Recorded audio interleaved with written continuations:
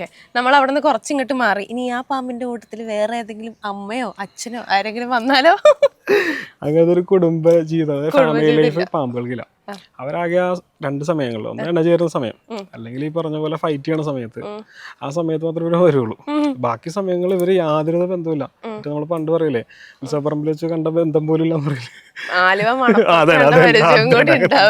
അങ്ങനെ ഇവർ ആ എണ്ണ ചേരുന്ന സമയത്ത് മാത്രമാണ് മെയിൽ ഫീമെയിൽ തമ്മിൽ ആ ഫെറമോൺ സെൻസ് ചെയ്ത് അത് കഴിഞ്ഞ് അവിടെ പോയി മുട്ടയിട്ട് കഴിഞ്ഞാൽ കൂടി പെൺപാമ്പുകൾ ചിലപ്പോൾ അവിടെ ചില കേസുകളിൽ ഇരിക്കാറുണ്ട്.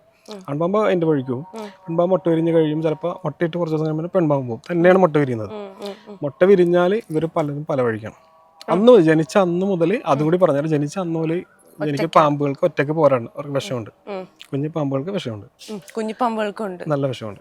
അതായത് ഇപ്പൊ ചേരയൊക്കെ ആണെന്നുണ്ടെങ്കിൽ ചേരയ്ക്ക് വിഷമില്ല, ചേരക്കില്ല, ചേരയ്ക്ക് വിഷമില്ല, നീർക്കോലി വിഷമില്ല, മലമ്പാമ്പിന്റെ വിഷമില്ല. മൂർഖനാണെങ്കിൽ വെള്ളിക്കെട്ടൻ, സോസ്കേൾഡ് വൈപ്പർ, അതൊക്കെ നല്ല വിഷമുള്ള പാമ്പുകളാണ്. ബിഗ് 4 എന്ന് പറയുന്നത് ഈ 4 പേരാണ്. ജനിച്ച അന്ന് പോലെ വിഷപ്പാമ്പുകൾ ഉണ്ടാവും. കാരണം അന്ന് പോലെ ഒരു ഇര തുടങ്ങി, അന്ന് പോലെ സ്വന്തമായിട്ട് ഇരതേരി തുടങ്ങി. ആ വിഷം കടിച്ച് ഇരയെ കടിച്ച് കൊല്ലുന്നു, അതിനെ ഭക്ഷിക്കുന്നു. അന്ന് തുടങ്ങുന്ന പരിപാടിയാണ്.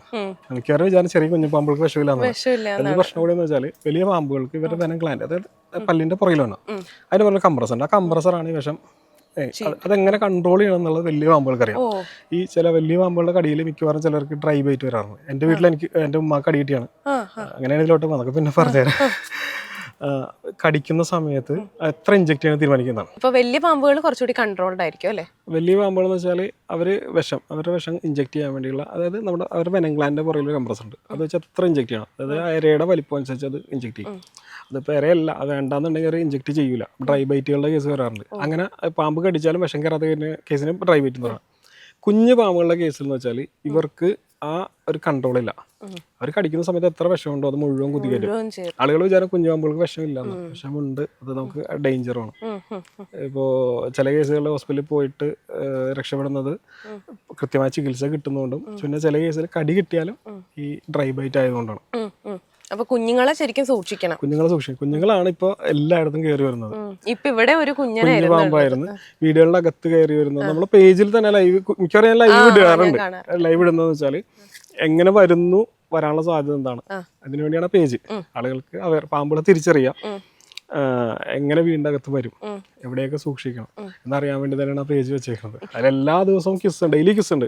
പാമ്പുകളെ തിരിച്ചറിയാൻ ഡെയിലി കിസ് ചെയ്യാറുണ്ട്. ഞാൻ എന്ത് യാത്രയിലോ അല്ലെങ്കിൽ സ്ഥലത്തില്ലാത്ത ദിവസങ്ങളിലും മാത്രമാണ് ഉള്ളത്. അല്ലെങ്കിൽ എല്ലാ ദിവസവും കൂടുതൽ ആളുകളെ ഞാൻ പഠിപ്പിക്കാൻ ശ്രമിക്കുന്ന അണലിയും മലമ്പാമ്പും തമ്മിലുള്ള വ്യത്യാസം. ആളുകൾക്ക് മിക്കവാറും തെറ്റിപ്പോണ സാധനം ഇത് തന്നെയാണ്. ഇപ്പൊ കുറെ പേർക്ക് പഠിച്ചിട്ടുണ്ട്. ഇപ്പൊ ചേട്ടന്റെ വീഡിയോസിന്റെ പ്രത്യേകത എന്താന്ന് വെച്ച് കഴിഞ്ഞാൽ അധികം കാട്ടിക്കൂട്ടലുകളോ കാര്യങ്ങളോ ഒന്നുമില്ല, ഒരു അവയർനെസ് ആളുകളിലേക്ക് കൊടുക്കുന്നുണ്ട് എന്നുള്ളതാണ് ഞാൻ അതിനകത്ത് കണ്ട ഒരു പ്രത്യേകത. ചേട്ടൻ എങ്ങനെയാ ഈ ഒരു ഫീൽഡിലേക്ക് ശരിക്കും വന്നത്? എങ്ങനെയാ? അതൊരു സംഭവമാണ്, പറയുമ്പോ ചിരിക്കരുത്. ഇല്ല, എല്ലാരും ചൂസ് ചെയ്യുന്ന ഒരു മേഖല അല്ലല്ലോ. ഒരു പാമ്പടി കിട്ടിയതിൽ നിന്നാണ് ഇതിലോട്ട് വന്നതെന്ന് പറഞ്ഞാൽ രസമാണ്. അടിപൊളി. അതായത് 2018 നമ്മുടെ വെള്ളപ്പൊക്കത്തിന് മുമ്പ് എന്റെ വീട്ടിൽ ഞാനും വീടിന്റെ പുറകിൽ ഒരു കുറച്ച് സ്ഥലമുണ്ട്. അത് ക്ലീൻ ചെയ്തുകൊണ്ടിരിക്കുകയാണ്. അത് ക്ലീൻ ചെയ്യുന്ന സമയത്ത് ഞാൻ അത് ക്ലീൻ ചെയ്ത് പുറത്തോട്ട് വന്നപ്പോൾ ഉമ്മ അവിടെ ഇരുന്ന് ക്ലീൻ ചെയ്യണം. ഞാൻ അതിന്റെ തൊട്ടിപ്പുറത്തെ റൂമിലുണ്ട്, ഉമ്മ അപ്പുറം ക്ലീൻ ചെയ്യണം. ഒരു വിളി കേട്ട് ചെന്ന് നോക്കുമ്പോൾ ഒരു അണലിയുടെ കുഞ്ഞുമ്മടെ കാലി കടിച്ചിട്ട് എഴിഞ്ഞു പോണതാണ്. ഹൈലി വെനമസാണ്. ഇതിലേറ്റവും കൂടുതൽ ആളുകൾ മരണപ്പെടുന്ന അണലിയാണ്. ഹീമോടോക്സിക് ആണ് വിഷം. നമ്മുടെ ഹാർട്ട് നിലക്ക് ബാധിക്കുന്നതാണ്. അപ്പോൾ പിന്നെ പാമ്പിനെ അവിടെ നിന്ന് ഒഴിവാക്കി പിന്നെ ഉമ്മേനെ കൊണ്ട് ബൈക്കിലിരുത്തി നമ്മുടെ ലൂർദ് ഹോസ്പിറ്റൽ 5 ദിവസം ICUലായിരുന്നു. അത് കഴിഞ്ഞിട്ട് ഞാൻ പിന്നെ പാമ്പുകളെ കുറിച്ച് പഠിക്കാൻ തുടങ്ങി. 2018 മുതലൊരു പഠനം തുടങ്ങി. പാമ്പുകൾ തിരിച്ചറിയണം ആദ്യം പഠിച്ചു തുടങ്ങി. അങ്ങനെ പഠിച്ചു കഴിഞ്ഞപ്പോൾ നമുക്ക് ഇൻട്രസ്റ്റ് ആയി. കാരണം ഇത്രയും പാമ്പുകൾ നമ്മളിവിടെ ഉണ്ടെന്നുള്ളതാണ്. എന്നാലും പെട്ടെന്ന് പിടിക്കാനൊക്കെ പേടിയുണ്ടാവും. അത് പറഞ്ഞുതരാം. അതിൽ ഒരു കാര്യം പറഞ്ഞുതരാം. 126+ പാമ്പുകൾ കേരളത്തിലുണ്ട്. അതിൽ 5 എണ്ണം മാത്രമേ നമുക്ക് വലിയ അപകടകരമായിട്ടുള്ളൂ, വിഷമുള്ളൂ. ബാക്കി ഭൂരിഭാഗം വിഷമില്ലാത്ത പാമ്പുകളാണ്. അതിനിങ്ങനെ ഓരോ ക്ലാസിഫിക്കേഷൻ പഠിച്ചപ്പോൾ ഇൻട്രസ്റ്റ് ആയി. കാരണം ഇത്രയും പാമ്പുകൾ നമ്മളിവിടെ ഒന്ന് മനസ്സിലായി. പിന്നെ ഞാൻ അങ്ങനെ സർപ്പയുടെ ആപ്പ് ഉണ്ട്, അതിൽ ലൈസൻസിന് വേണ്ടി അപ്ലൈ ചെയ്തു. ലൈസൻസ് കിട്ടി. ഇപ്പോൾ 2 വർഷത്തിൽ കൂടുതലായി. പിന്നെ ഓരോരുത്തരുടെ കൂടെ പോയി ഒക്കെ ആയിട്ട് ഇങ്ങനെ പഠിച്ചതാണ്. പിന്നെ സർക്കസ്, നേരെ പറഞ്ഞ സർക്കസ് കാണിക്കാന്ന് വെച്ചാൽ ആദ്യം നമ്മുടെ സുരക്ഷയാണ്, അത് കഴിഞ്ഞ് കൂടെ നിൽക്കുന്നവരുടെ സുരക്ഷ, പിന്നെയാണ് തേർഡാണ് പാമ്പിന്റെ സുരക്ഷ. അവിടെ സർക്കസ് കാണിച്ച് നമ്മൾ നിന്ന് കഴിഞ്ഞാൽ ഉറപ്പായിട്ടും കടി കിട്ടും. ഒരിക്കലും അതിന് നിൽക്കാതെ പാമ്പിനെ നമ്മൾ നോക്കുക, എത്രയും വേഗം പിടിക്കാൻ പറ്റുമോ ഏറ്റവും എളുപ്പം, പാമ്പിനെ തൊടാതെ ഏറ്റവും എളുപ്പമായ രീതിയിൽ എടുക്കുന്നതാണ് ഏറ്റവും നല്ലത്. സർക്കസ് കാണിക്കാൻ നിൽക്കുന്നവർക്കാണ് കൂടുതലും പ്രശ്നം വരുന്നത്. നോർത്ത് ഇന്ത്യയിൽ ഇപ്പോ പാമ്പുകൾ വരുമ്പോ ഉണ്ടല്ലോ നമ്മൾ ഭയങ്കരമായിട്ട് പാനിക് ആവുമല്ലോ. പൊതുവെ എല്ലാവർക്കും പേടിയുള്ള ആൾക്കാരാണ് കൂടുതലും. അപ്പൊ ഈ പാമ്പ് വരുമ്പോ ഈ പാനിക്കായിട്ട് ഓടാൻ ശ്രമിക്കുന്ന ആ ഒരു സമയത്ത് ചിലപ്പോൾ കടി കൊള്ളാനുള്ള ചാൻസുകൾ ഉണ്ടല്ലോ. അപ്പൊ അതിനെന്തൊക്കെ ശ്രദ്ധിക്കണം, അല്ലെങ്കിൽ ഒരു പാമ്പിനെ കണ്ടു കഴിഞ്ഞാൽ നമ്മൾ എന്തൊക്കെയാണ് ശ്രദ്ധിക്കേണ്ടത്? ഒരിക്കലും പാമ്പ് ഓടി വന്ന് കടിക്കില്ല. അതിന്റെ ദേഹത്ത് ചവിട്ടുകയോ അല്ലെങ്കിൽ അതിന് അത്രത്തോളം ക്ലോസ് ആയിട്ട് വരുന്ന സമയത്ത് അതിന് ത്രെട്ടായിട്ട് തോന്നിയാൽ മാത്രമാണ് കടിക്കുന്നത്. അല്ലാണ്ട് ഒരിക്കലും ഇപ്പൊ ദൂരെ നിൽക്കുന്ന പാമ്പ് ഒരിക്കലും വന്ന് കടിക്കില്ല. ഒരു വീട്ടില് ഒരു സംഭവം ഉണ്ടായി, എനിക്ക് ഇതിന്റെ തൊട്ടടുത്ത് തന്നെയാണ്, ഈ മുണ്ടമ്പാലത്ത് തന്നെയാണ്. അവര് ഒരു ഇതേപോലെ തന്നെ ഇതേ വലിപ്പമുള്ള മൂർക്കൻ വീടിന്റെ അകത്ത് അടുക്കളയിൽ കയറി പറ്റി. പക്ഷെ 2 ദിവസമാണ് കിട്ടിയില്ല. അങ്ങനെ 2ാമത്തെ ദിവസം ഫ്രിഡ്ജിന്റെ അകത്തുനിന്ന് പറ്റിയ, ഡോറിന്റെ അകത്തുനിന്ന് ഈ വലിപ്പമുള്ള മൂർക്കൻ.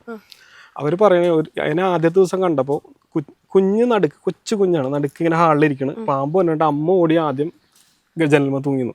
നിങ്ങൾ എന്താണെന്ന് ആലോചിച്ച് നോക്കി. ആദ്യം ആ കുഞ്ഞിനെ നോക്കണേ അവർ പേടിച്ചു.